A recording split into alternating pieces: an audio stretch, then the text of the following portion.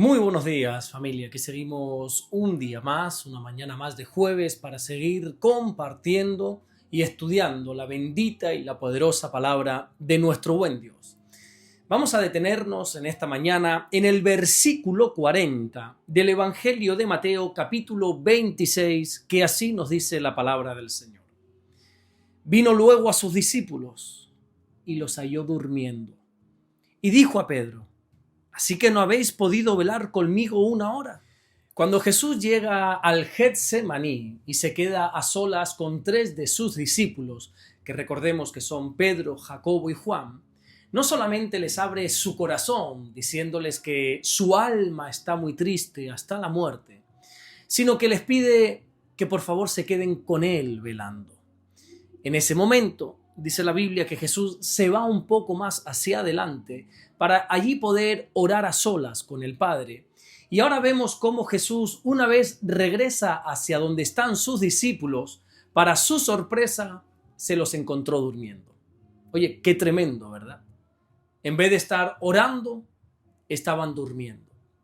Pero antes de juzgar y apedrear a los discípulos por este motivo, quiero dejar claro que esto también sucede con nosotros muchas veces.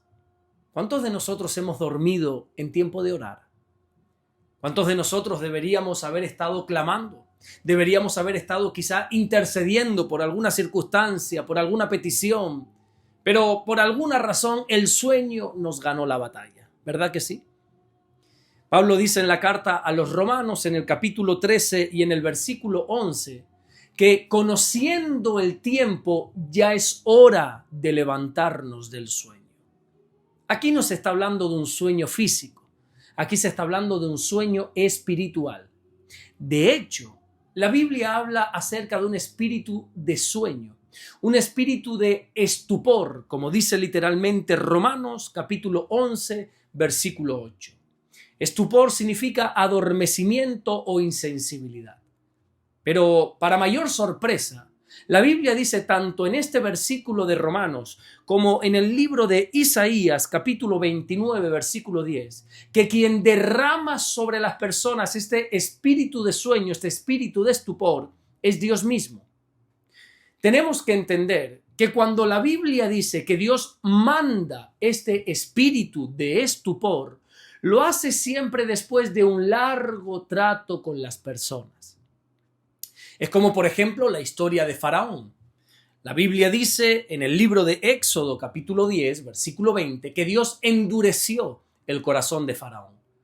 Pero lo que también tenemos que saber es que endureció el corazón de Faraón no sin antes darle oportunidad para el arrepentimiento. Siempre que Dios emite un juicio, ese juicio es posterior a infinidad de muestras de misericordia, infinidad de muestras, o mejor dicho, de oportunidades al arrepentimiento a esa persona. Te pongo un ejemplo. Cuando una persona rechaza de forma constante, de forma persistente el aviso de Dios y las advertencias de Dios, llega un momento en que Dios entrega a esa persona a las consecuencias de su propia decisión. En Romanos capítulo 1 se repite hasta en 3 ocasiones la expresión Dios los entregó. En el versículo 24 dice que Dios los entregó a la inmundicia. En el versículo 26 dice que Dios los entregó a pasiones vergonzosas. Y en el versículo 28 dice que Dios los entregó a una mente reprobada. ¿Por qué Dios hizo esto? Bueno, el versículo 28 nos lo deja claro cuando se nos dice que esas personas no aprobaron tener en cuenta a Dios. Es decir, primero estuvo el rechazo constante del hombre y después vino el juicio de Dios. Es por ese motivo que a veces Dios ha enviado sobre algunas personas un espíritu de estupor, un espíritu de sueño sobre esas personas. Pero bueno, esto como explicación, hay que aclarar que en este caso no es que los discípulos tuvieran un espíritu de sueño, no, esto no es así. Esto lo deja totalmente claro, por ejemplo, el Evangelio de Lucas en el capítulo 22, versículo 45, cuando allí se nos cuenta también esta historia y dice el versículo que los halló durmiendo a causa de la tristeza.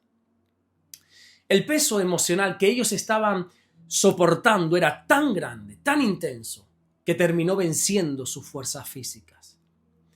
Nosotros mismos sabemos que cualquier persona que atraviesa una tristeza fuerte, una ansiedad o quizá una angustia, se siente agotada y duerme más de lo habitual, ¿verdad? Bueno, esto fue lo que ocurrió con ellos. Sin embargo, aunque Jesús comprende la debilidad de ellos, aún así no la justificó. Por eso se dirige especialmente a Pedro y le dice: ¿así que no habéis podido velar conmigo una hora? Me llama muchísimo la atención que Jesús en este momento se dirigiera exclusivamente a Pedro. Recuerda que allí había 3 discípulos. Allí estaba Pedro, pero también estaba Jacobo y Juan. Pero ahora solo se dirige a Pedro. Y tú te preguntarás, ¿por qué?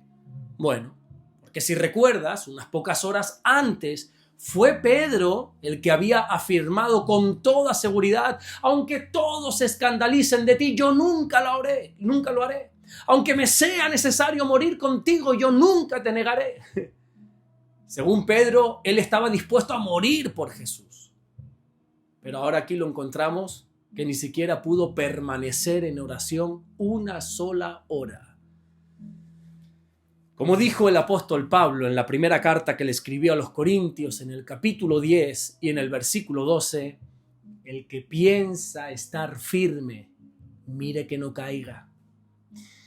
Antes de terminar, quiero aclarar una cosa muy importante, porque he escuchado a mucha gente o a algunas personas decir que lo que Jesús hizo fue recriminar a sus discípulos el hecho de que se habían quedado dormidos y no habían orado con él. Pero esto no es del todo cierto. Jesús no les está recriminando nada. Primero, porque ya el Señor sabía que ellos se iban a quedar dormidos antes de que se durmieran. Él es omnisciente. Lo que está haciendo aquí el Señor es preguntarles, es hacerles razonar. Jesús no les está echando la bronca. Jesús no les está diciendo algo así como: no sirven para nada, me han decepcionado, me han fallado. No. Simplemente les hace una pregunta para que ellos analicen cómo están espiritualmente. Es muy similar a la pregunta que Dios le hizo a Adán cuando cayó en pecado, y allí en Génesis capítulo 3, versículo 9 le dijo: ¿dónde estás tú? En Génesis capítulo 4, versículo 9 le dijo a Caín: ¿dónde está Abel tu hermano? O por ejemplo, la misma pregunta que le hizo a Elías cuando se metió en una cueva y pasó allí toda la noche.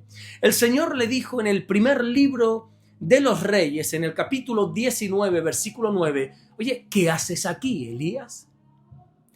Todas estas preguntas, ya Dios conoce la respuesta. Por eso la única intención que tiene es que nosotros comprobemos cómo está nuestra condición espiritual.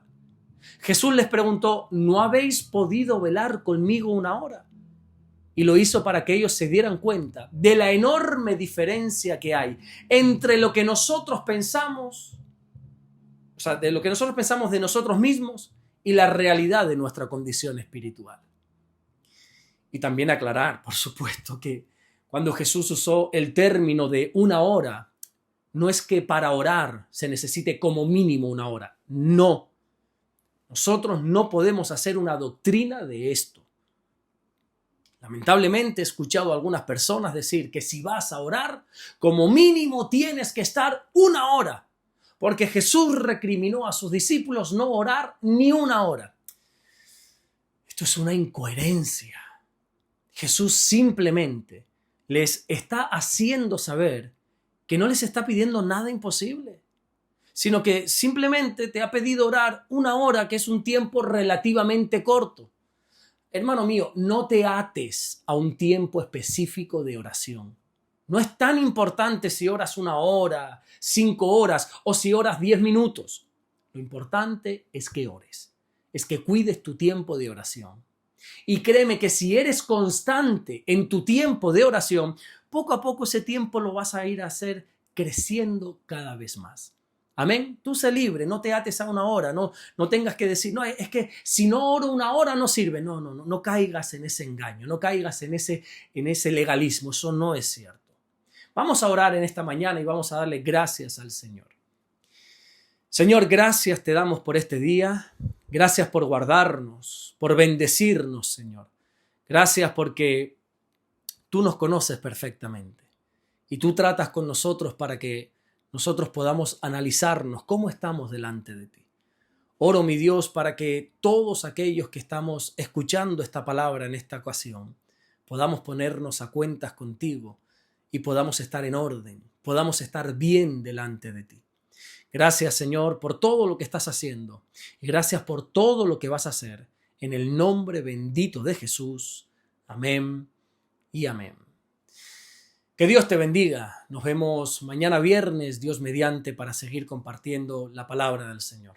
Recuerda compartir todo este tipo de contenido cristiano, este contenido donde la palabra de Dios es compartida, es abiertamente predicada. Acuérdate de compartirlo, de hacer llegar esta palabra cuanto más lejos mejor.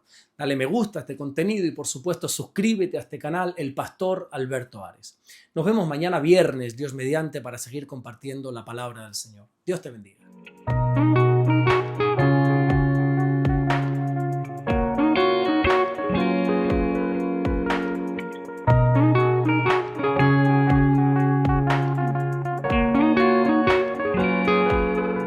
Descubre Caminando en Amor y Verdad del pastor Alberto Ares. 50 lecciones prácticas para tu vida diaria, basada en las cartas del apóstol Juan. Aprende a caminar en luz y enfrentar el pecado y fortalecer tu fe con un lenguaje cercano y real. Consíguelo hoy mismo en Amazon.